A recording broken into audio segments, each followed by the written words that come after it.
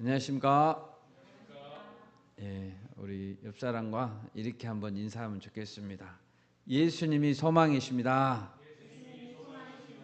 네, 믿으시죠?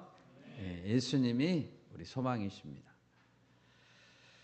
예수님께서는 마지막 만찬, 최후의 만찬을 제자들과 마치시고 겟세마네 동산에서 기도했습니다. 그 기도는 온 힘을 다해 온몸으로 하나님께 드리는 씨름과도 같았습니다. 얼마나 전력을 다해 기도했든지 땀방울이 땅에 떨어지는 핏방울 같이 되었다라고 했습니다. 누가복음 22장 44절에서 그렇게 기록했었죠. 예수께서 힘쓰고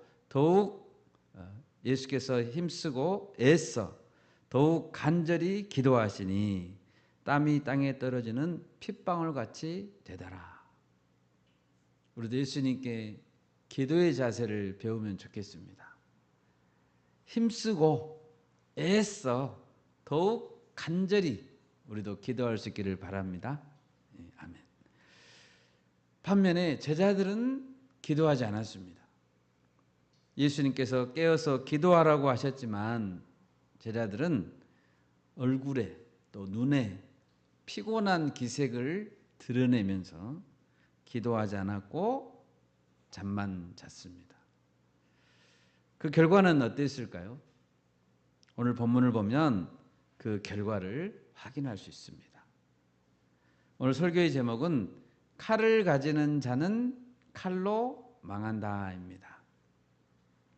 오늘 예수님의 모습을 보면서 십자가의 길은 어떻게 나아가야 하는지 배우고 우리도 예수님처럼 십자가의 길을 나아가는 자들이 되기를 바랍니다. 네, 아멘. 첫째로 예수님은 죄인들의 친구가 되고자 했습니다. 이 앞절인 45, 46절을 보시면 예수님께서 제자들에게 이렇게 말씀하실 때였습니다. 보라, 때가 가까이 왔으니 인자가 죄인의 손에 팔리느니라. 일어나라, 함께 가자. 보라, 나를 파는 자가 가까이 왔느니라. 예수님께서 이렇게 말씀하고 계실 때 12제자 중 하나인 가룟 유다가 왔습니다. 예수님은 가룟 유다가 배신할 것에 대해서 이미 알고 계셨습니다. 가룟 유다가 언제 오는지도 알고 계셨고 누구와 함께 오는지도 알고 있었습니다. 45, 46절을 보면 예수님은 자신을 체포하려고 오는 자를 기다렸다가 맞이하고 있죠. 기다리고 있었다. 또 적극적이고 당당한 모습으로 맞이하고 있죠. 일어나라, 맞이하러 가자. 체포를 당하는 것이 아니라 체포를 허락해주는 권세자의 모습입니다. 도망가려고 한다면 얼마든지 도망갈 수 있음에도 도망가지 않았습니다. 여러분, 우리도 십자가를 지르면 예수님처럼 져야 됩니다. 아멘. 도망가다가 붙잡혀서 지지 말고 당당히 맞서서 일어나라, 가자. 십자가를 지자 하면서 당당하게 져야 합니다. 그러면 유다는 누구와 함께 왔습니까? 대제사장들과 백성의 장로들에게서 파송된 무리와 함께 왔습니다. 그들은 무기를 지니고 있었습니다. 칼과 몽치, 다른 성경 번역본에는 칼과 몽둥이라고 번역했습니다. 요한복음 18장 3, 4절에서는 이렇게 기록합니다. 유다가 군대도 왔죠. 군대와 대제사장들과 바리새인들에게서 얻은 아랫사람들을 데리고 등과 횃불과 무기를 가지고 그리로 오는지라. 예수께서 그 당할 일을 다 아시고 나아가 이르시되 너희가 누구를 찾느냐. 다 아시고 맞이하러 나갔습니다. 가룟 유다는 예수님을 3년간이나 따라다녔습니다. 그런데 정말로 예수님이 누군지 어떤 분인지 모르고 있는 것 같습니다. 예수님이 얼마나 강력한 권세자인지 보여주셨잖아요. 예수님의 말씀의 능력, 또 얼마나 사랑이 풍성하고 온유하고 불쌍히 여기는 마음이 충만한지 3년간 충분히 보았습니다. 그런데 가룟 유다는 눈이 가려져서 예수님을 보지 못했습니다. 여러분, 교회에 다니는 교인이라고 해서 다 그리스도를 안다라고 말할 수 없습니다. 가룟 유다는 3년간이나 같이 먹고 자고 했다니까요. 우리가 믿음의 눈으로 바라보지 않는다면 바로 옆에 예수님이 계셔도 우리는 알아볼 수가 없습니다. 그런 사람은 평생을 예수님을 따라다녀도 결국에 가서는 예수님을 떠나게 됩니다. 가룟 유다는 예수님께 나와 입을 맞추며 말했습니다. 랍비여, 안녕하시옵니까? 여러분, 얼마나 가증스러운 인사입니까? 그런데 이런 위선적인 인사에도 불구하고 예수님은 유다에게 어떻게 대답했습니까? 친구여, 네가 무엇을 하려고 왔는지 행하라. 뭐라고 불렀습니까? 친구여.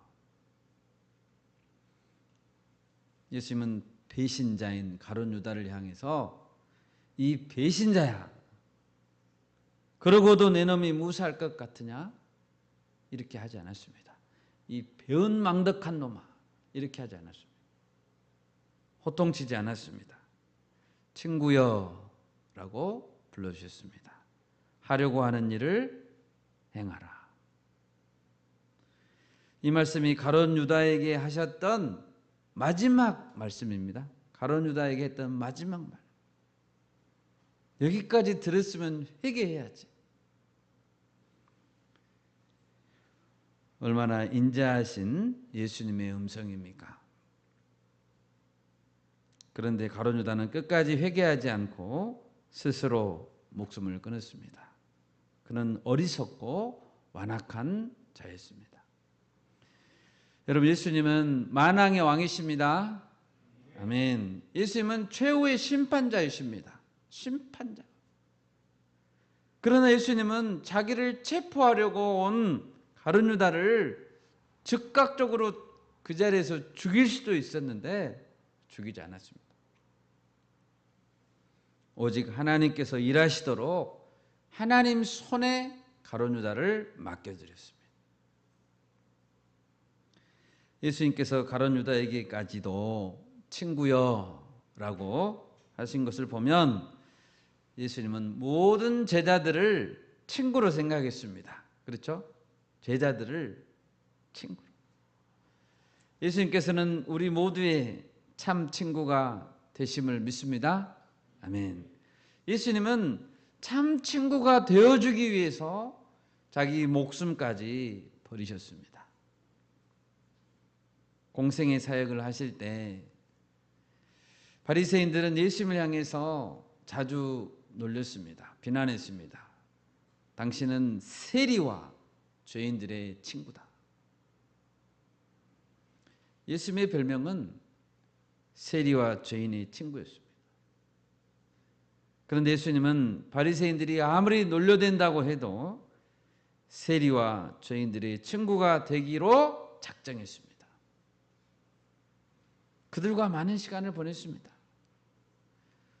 여러분, 죄인들의 목자가 되려면 먼저 친구가 되어야 합니다. 거룩하신 하나님, 만왕의 왕께서 죄인들의 친구가 되기로 하셨다면 얼마나 낮아지셔야 했을까요? 만왕의 왕, 거룩하신 분이 낮아져야지 비슷한 친구가 되죠. 요한복음 15장 13절에서 15절 말씀 우리 찾아보겠습니다. 사람이 친구를 위하여 자기 목숨을 버리면 이보다 더 큰 사랑이 없나니 너희는 내가 명하는 대로 행하면 곧 나의 친구라. 이제부터는 너희를 종이라 하지 아니하리니 종은 주인이 하는 것을 알지 못함이라. 너희를 친구라 하였노니 내가 내 아버지께 들은 것을 다 너희에게 알게 하였음이라. 아멘. 이사야서 41장 8절 9절에도 이런 말씀이 있습니다. 제가 읽겠습니다. 그러나 나의 종 너 이스라엘아, 내가 택한 야곱아, 나의 벗 아브라함의 자손아, 내가 땅 끝에서부터 너를 붙들며 땅 모퉁이에서부터 너를 부르고 네게 이르기를 너는 나의 종이라. 내가 너를 택하고 싫어하여 버리지 아니하였다 하였노라. 여기서 하나님은 이스라엘을 나의 벗, 나의 친구죠. 나의 벗 아브라함의 자손아라고 부릅니다. 여러분, 아브라함이 얼마나 명예로운 대접을 받았습니까? 아브라함의 순종을 하나님이 기뻐했습니다. 얼마나 기뻐하셨고 만족하셨던지 아브라함을 향해서 너는 나의 친구다라고, 너는 나의 벗이다. 하나님께서 얼마나 좋았을까요? 아브라함은. 하나님은 소돔성을 멸망시키려고 하시면서 그 내용을, 멸망시키려는 그 계획을 아브라함에게 알려주고자 했습니다. 하나님 말씀하셨습니다. 내가 하려는 것을 아브라함에게 숨기겠느냐? 아브라함은 숨기지 않아요. 왜요? 벗이기 때문에. 오늘 제가 어떤 목사님과 만날 일이 있었는데요. 그 목사님이 친구분이 선교사님이신데 저하고도 아시는 선교사님이세요. 그 목사님이 친구 선교사님의 소식을 자세하게 알려주시더라고요. 근데 그 목사님은 광주에서 목회를 하시고 선교사님은 서울에 계세요. 근데 어떻게 그렇게 자세하게 서울에 계시는 친구 선교사님 일정을 아느냐고 제가 물었습니다. 그러니까 그 목사님이 가까운 친구니까 다 알죠. 그런 거예요. 연락을 자주 한다는 거예요. 그러니까 지난주 언제까지 세미나를 다 마쳤다. 토요일까지. 그런 이야기를 하는 거예요. 여러분, 정말 친한 친구들은 부모님보다 더 훨씬 연락 많이 하죠. 부모님은 어디 있는지 모르는데 친구는 알아요. 정말 친한 친구는 속속들이 생각도 다 통하는 것 같습니다. 하나님은 특히 아브라함이 독자 이삭을 모리아 산에 들인 후에 내 씨로 말미암아 천하 만민이 복을 받으리니 이는 네가 나의 말을 준행하였음이니라 라고 했습니다. 하나님의 놀라운 구원 계획을 아브라함에게 자세하게 알게 해준 거예요. 친구라고 생각한 거죠. 여러분, 우리도 예수님의 친구가 됩시다. 아멘.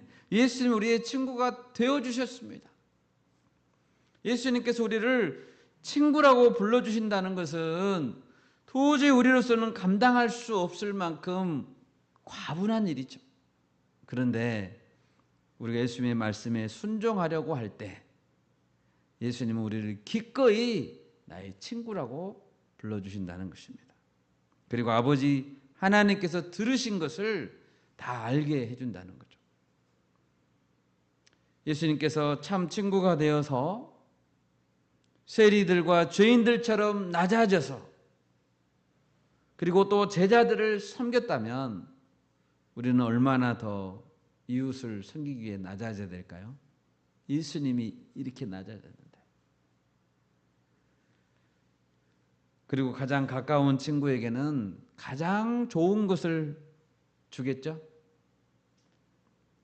우리는 공동체 안에서 그리고 세상 친구들에게 진정한 친구가 되시는 예수님을 소개해주고 예수님을 나눠야 되는 것이죠. 이분이 진짜 친구다. 우리가 예수님의 친구가 되기 위해서 예수님의 명령대로 순종할 수 있기를 바랍니다. 아멘. 예수님은 끝까지 제자들을 끝까지 친구라고 생각하시고 배반하지 않았습니다. 둘째로 오늘 본문을 보면 예수님의 제자가 되려면 훈련이 필요하다는 것입니다. 예수님을 잡으려고 온 그들은 칼과 몽치를 가지고 왔습니다. 51절을 보면 예수와 함께 있던 자 중에 하나가 손을 펴 칼을 빼어 대제사장의 종을 쳐 그 귀를 떨어뜨리니. 누가복음 22장에도 이렇게 기록하고 있습니다. 그의 주위 사람들이 그 된 일을 보고 여짜오되 주여 우리가 칼로 치리이까 하고 그 중에 한 사람이 대제사장의 종을 쳐 그 오른쪽 귀를 떨어뜨린지라. 오른쪽 귀였네요. 오른쪽 귀. 그런데 칼을 휘두른 사람하고 칼에 맞은 사람이 누구인지 요한복음에 나옵니다. 요한복음 18장 10절에서 이렇게 기록합니다. 이에 시몬 베드로가 칼을 가졌는데, 칼을 휘두른 사람이 시몬 베드로였네요. 그것을 빼어 대제사장의 종을 쳐서, 칼에 맞은 사람은 대제사장의 종이네요. 오른편 귀를 베어버리니 그 종의 이름은 말고라라고 되어 있습니다. 말고라는 사람이 오른쪽 귀가 떨어졌습니다. 얼마나 아슬아슬했습니까? 여러분, 오른쪽 귀만 떨어지게 의도를 가지고 그렇게 한다 해도 너무 힘들겠죠? 정말로 베드로는 귀를 떨어뜨리려고 한 게 아니고 죽이려고 휘둘렀는데 귀만 떨어져 나간 것 같습니다. 우리는 여기서 먼저 분노하며 칼을 휘두르고 있는 베드로에 대해서 생각해 봐야 됩니다. 베드로는 흥분했고 분노하고 있습니다. 처음 예수님께서 내가 십자가의 길을 가야 되겠다라고 했을 때 베드로는 주여 그리 마옵소서, 이 일이 결코 죽게 미치지 아니하리다 하면서 예수님을 막아섰습니다. 그때도 분노했던 것 같아요, 베드로.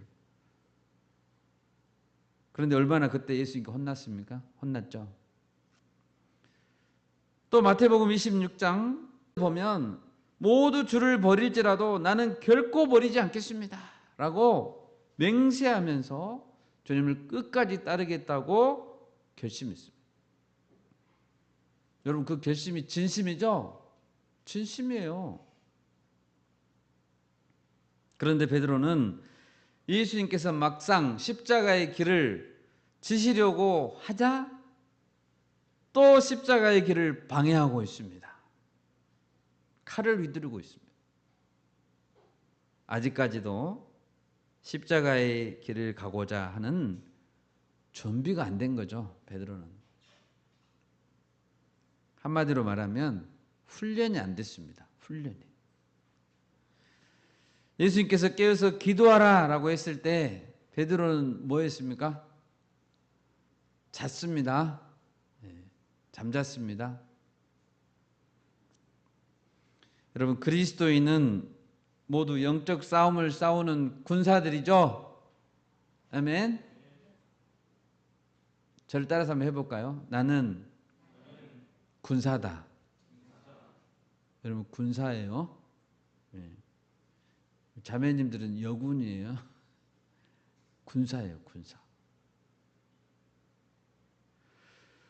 그런데 훈련이 안 된 군인은 진짜 군인이 아닙니다.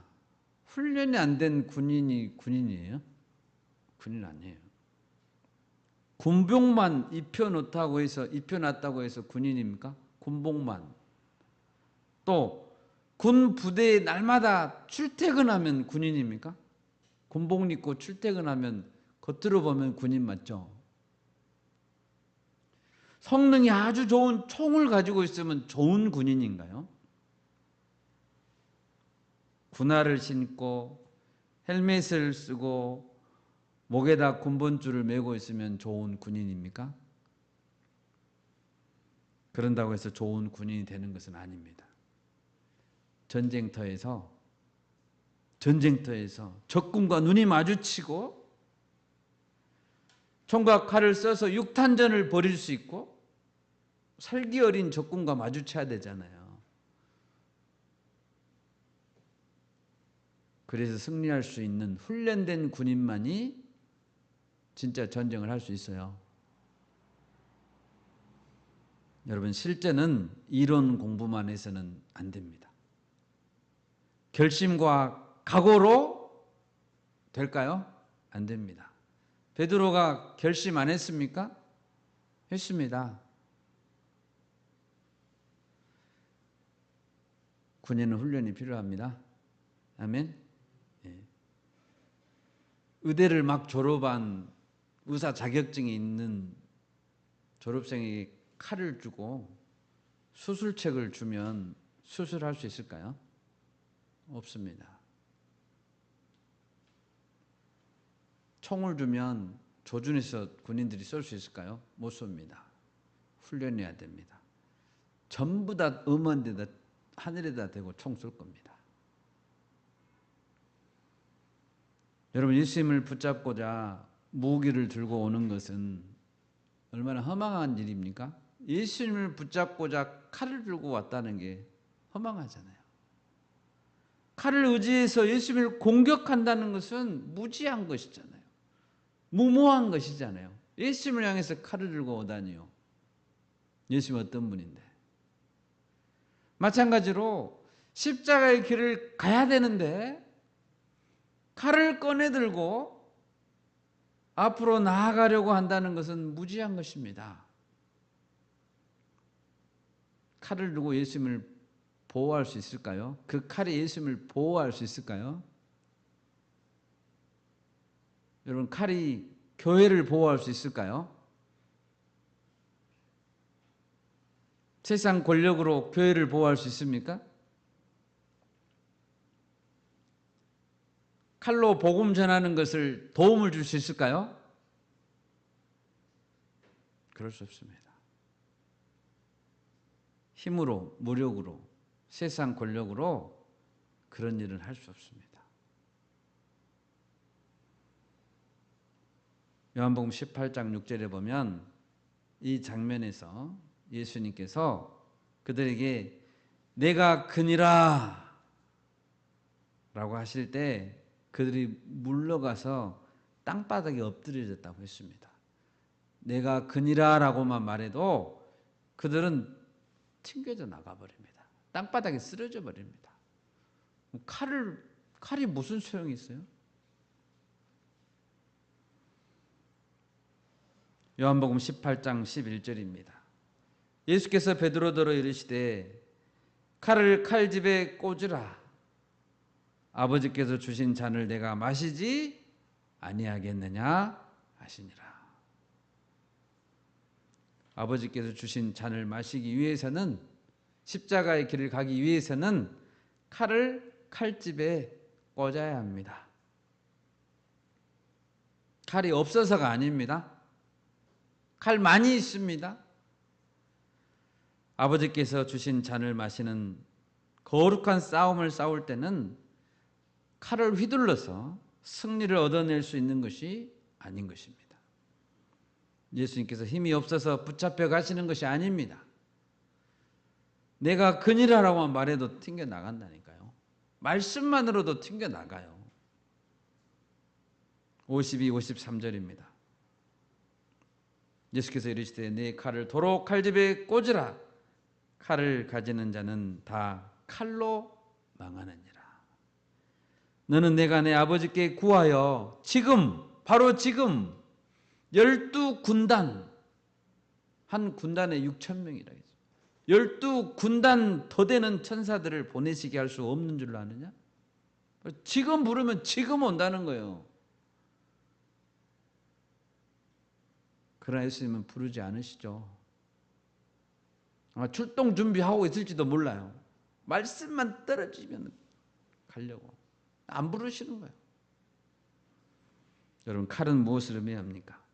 하나님의 뜻과 다른 힘과 능력입니다. 성전을 재건하려는 스룹바벨에게 하나님 어떻게 말씀하셨다고 했습니까? 이는 힘으로 되지 아니하며 능력으로 되지 아니하고 오직 나의 영으로 되느니라. 아멘. 예. 우리 라오스 선교 가려고 하고 캠퍼스에서 캠퍼스 복음을 위해서 기도하려고 합니다. 칼을 휘둘러서 될까요? 힘으로 안 됩니다. 능력으로 안 됩니다. 오직 나의 영으로 되느니라.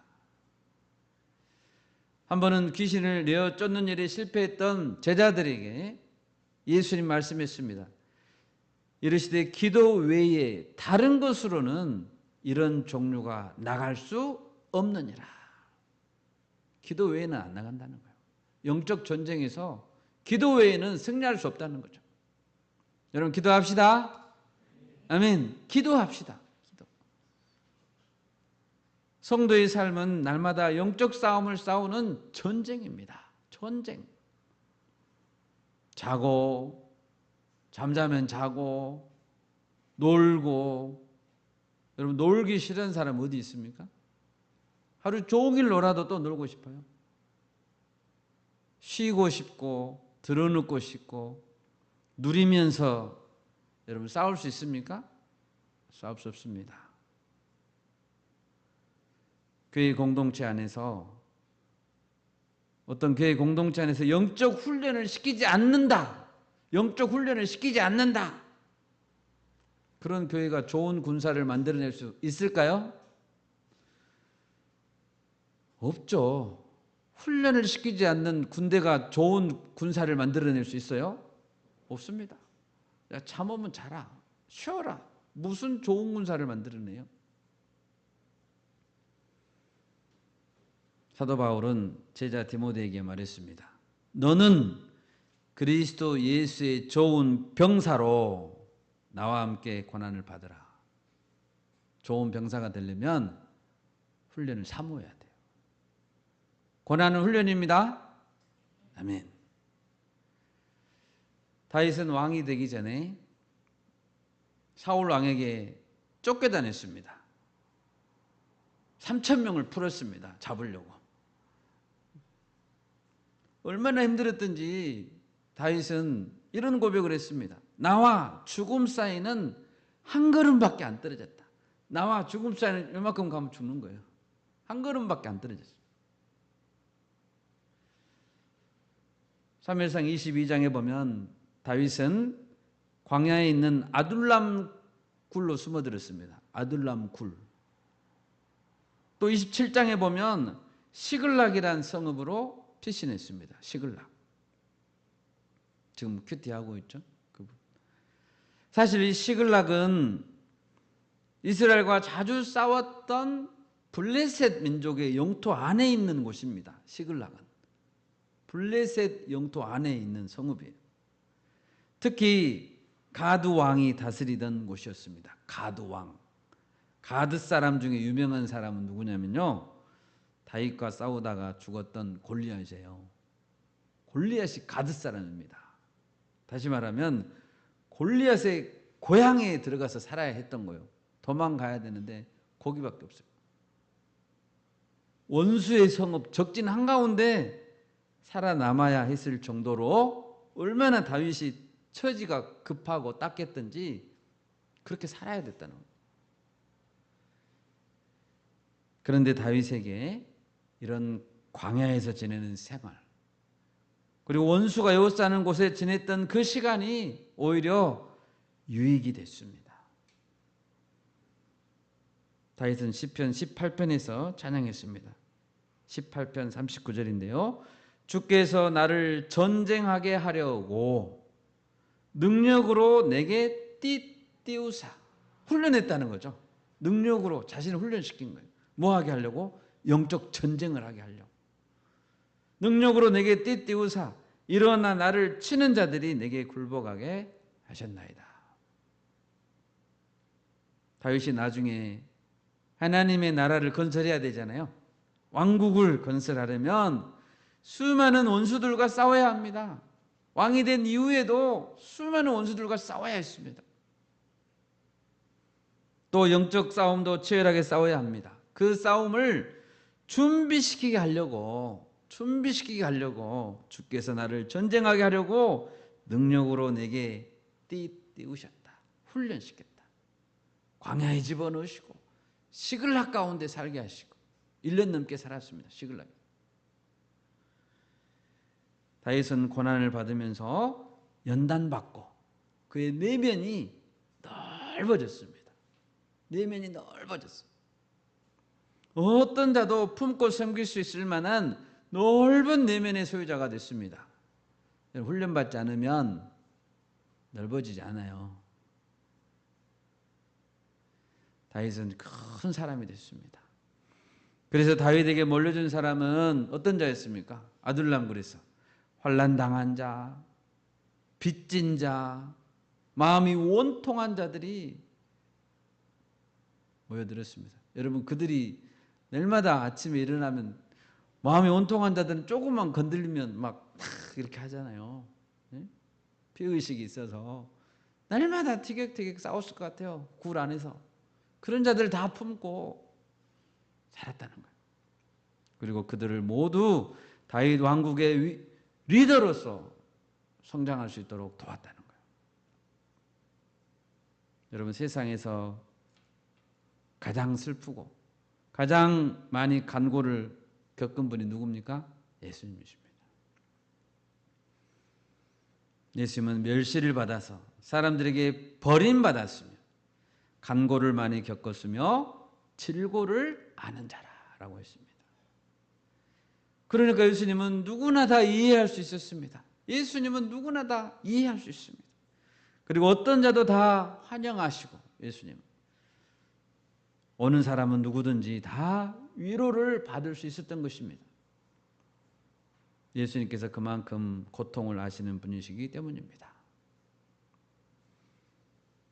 누가복음 22장 51절에서 예수님이 칼을 휘두르는 베드로에게 말했습니다. 이것까지 참으라. 그렇게 하시고 말고의 귀를 만져서 낫게 해주셨습니다. 이런 상황까지 참으라. 여러분, 이거 십자가의 길입니다. 십자가의 길은 이것까지 참는 것입니다. 이런 상황까지 참으려면 뭐가 필요하다고요? 훈련이 필요하다고요. 훈련. 예수님은 자기 자신을 잡으려고 왔던 말고의 귀를 만져주시고 그 귀 안 낫게 해주고 그냥 갈 수도 있잖아요. 안 그래도 미운데. 근데 끝까지 귀를 만져서 낫게 해주시고 그러고 가셨다는 거예요. 여러분, 이해할 수 없는 예수님의 사랑입니다. 귀를 안 붙여주고 가는 것은 예수님 마음에 걸려요. 십자가의 길은 그렇게 가는 게 아니잖아요. 그러니까 귀를 고쳐주고 가는 거예요. 십자가의 길입니다. 십자가의 길을 방해하는 아주 작은 것이라도 예수님은 지나치지 않습니다. 그것을 고쳐주고 그러고 가시는 거예요. 그 틈에도 말고 한 사람을 감동시키시는 거예요. 대제사장의 종 말고. 여러분, 우리가 훈련된 그리스도의 군사들이 될 수 있기를 바랍니다. 아멘. 작은 훈련부터 우리는 적극적으로 감당해야 됩니다. 주일 예배, 수요일 예배는 물론이고 여러 가지 기도회, 여러 가지 훈련 프로그램에 적극적으로 참여해야 됩니다. 개인 묵상, 기도의 훈련 철저히 해야 합니다. 그것을 하지 않고 영적 군사가 될 수 있을까요? 네, 될 수 없습니다. 한 양에게도 말씀을 가르쳐 보지 않았는데 예수님의 목자의 심정을 이해할 수 있을까요? 없습니다.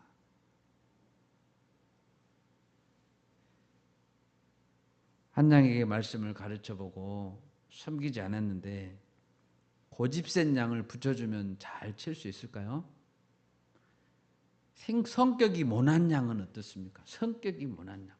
연락도 안 받고 받았다 안 받았다 하고 불안정한 양. 자기 주장이 강한 양. 이렇게 들어받아버리는 그런 염소 같은 양. 어린 양 하는 양. 이런 별별 양들이 다 있습니다. 우리 자신을 보면 알죠? 네.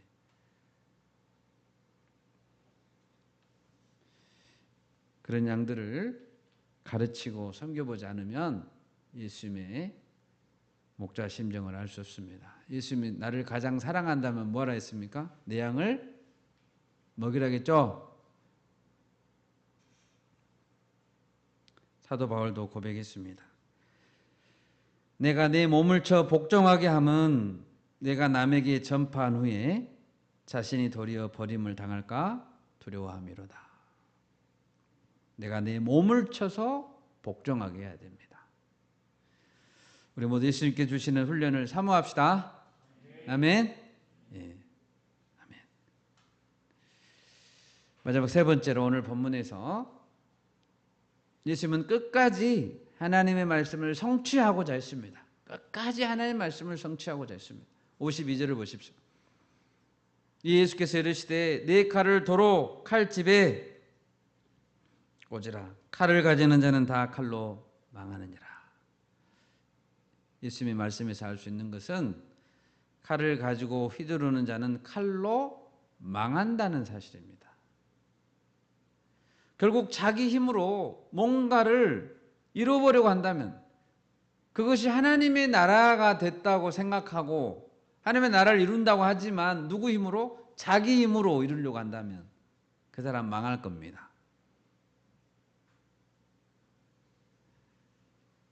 목적은 좋지만 방법이 칼을 휘두른다면 망한다니까요. 목적 이룰 수도 없고 결국 자기 왕국을 세우는 것이죠. 자기도 망하고 자기 옆에 있는 사람도 망하게 만듭니다. 54절에서 말씀했습니다. 내가 만일 그렇게 하면 이런 일이 있으리라 한 성경이 어떻게 이루어지겠느냐. 예수님 지금 성경을 이루려고 하시죠. 56절에서도 그러나 이렇게 된 것은 다 선지자들의 글을 이루려 함이니라. 선지자들의 글을 이루려 합니다. 예수님은 오직 하나님의 뜻을 붙들겠다는 굳은 각오로 임하고 계신 것입니다. 여러분 우리에게 십자가의 길을 걸으라고 하신 분이 누굽니까? 예수님이시죠? 고난의 길을 내가 지금 걸어가고 있다라면 누구 때문입니까? 옆에서 나를 힘들게 하는 사람들 때문입니까? 그렇지 않습니다. 욥기에 보면 욥의 자녀들이 하루는 맏아들 집에서 음식을 먹고 있는데 갑자기 거친 들에서 큰 바람이 불어왔습니다. 집이 무너져 버렸습니다. 그래서 자녀들이 다 죽어버렸습니다. 스바 사람들이 갑자기 몰려와서 소와 나귀를 빼앗아 갔습니다. 하늘에서 갑자기 불이 떨어져서 양과 종들을 불태워 버렸습니다. 갈대아 사람 세 무리가 와서 낙타를 빼앗아 갔습니다. 칼로 종들을 죽여버렸습니다. 지금 욥에게 생긴 일입니다. 그러면 욥의 고난이 들에서 부는 큰 바람이나 하늘에서 떨어진 불 때문입니까? 스바 사람 때문인가요? 갈대아 사람들 때문인가요? 그렇지 않습니다. 그러면 욥이 당한 고난이 사탄 때문입니까? 사탄이 하나님께 고발했죠. 욥이 어찌 까닭 없이 하나님을 경외하리까? 다 이유가 있어서 그런 겁니다라고 고발했죠. 그러면 고난은 사탄 때문인가요? 그렇지 않습니다. 그러면 고난은 아무 이유 없습니까? 우연히 일어난 겁니까? 고난은? 아무도 책임질 존재가 없습니까? 고난에 대해서? 그렇지 않습니다. 고난이 일어난 가장 근본적인 이유는 하나님이 허락했기 때문입니다. 하나님의 뜻입니다. 하나님이 사탄에게 1차로 허락했습니다. 내가 그의 소유물을 다 네 손에 맡기노라. 하나님이 사탄에게 하는 말이에요. 다만 그의 몸에는 네 손을 대지 말라. 하나님 그랬죠? 이것이 1차 허락입니다. 고난 허락. 2차 두 번째로 또 하나님 말씀하십니다. 내가 그를 네 손에 맡기노라. 다만 그의 생명은 해하지 말지니라. 죽이지는 말아라. 죽기 전까지 힘들게 해도 괜찮다. 허락했습니다. 누가요? 하나님이요. 고난의 이유는 하나님 때문입니다. 하나님 허락했기 때문입니다. 여러분, 예수님께서 십자가의 길을 가야 합니다. 왜 가야 되죠? 대제사장들이 나쁜 놈들이기 때문입니까? 바리새인들 때문입니까? 가룟 유다가 배신했기 때문입니까? 그렇지 않습니다. 하나님 아버지께서 허락하셨기 때문입니다. 아버지의 뜻이기 때문입니다. 우리는 모든 고난의 원인, 모든 환경의 이유를 하나님의 뜻과 섭리 가운데서 찾아야 합니다. 하나님을 신뢰해야 됩니다. 감사해야 됩니다. 그것이 정답입니다. 욥기 1장 21절입니다. 욥이 이렇게 말했습니다. 이르되 내가 못해서 알몸으로 나와 싸운즉 또한 알몸이 그리로 돌아가올지라. 주신 이도 여호와시오 거두신 이도 여호와시오니 여호와 이름이 찬송을 받으실지니이다. 아멘. 아멘. 나중에 정말 이유를 모르시겠으면 천국에 가서 아버지께 물어보십시오. 예수께서 베드로더러 이르시되 칼을 칼집에 꽂으라고 했습니다. 아버지께서 주신 잔을 내가 마시지 아니하겠느냐? 말씀을 맺겠습니다. 여러분, 예수님은 끝까지 하나님의 뜻을 붙들고자 하십니다. 자신이 사용할 수 있는 힘이 있지만 힘을 하나도 사용하지 않으셨습니다. 오히려 마지막 순간에 가룟 유다에게 친구여 라고 부르셨고 말고의 길을 고쳐주셨습니다. 겟세마네 동산에서 힘쓰고 애써 더욱 간절히 기도하신 예수님은 주변에서 어떤 상황이 벌어져도 자신에게 주변 사람들이 비난하고 조롱해도 흔들리지 않았습니다.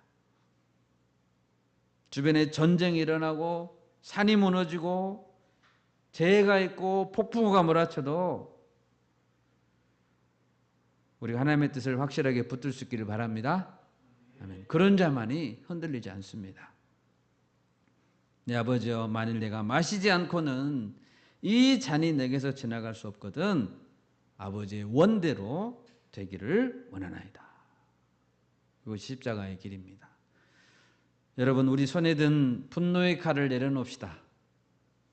그리고 하나님의 뜻을 붙들 수 있기를 바랍니다. 아멘. 이것이 바로 우리의 훈련 제목이고 우리의 기도 제목이 될 수 있기를 바랍니다. 제가 기도하겠습니다.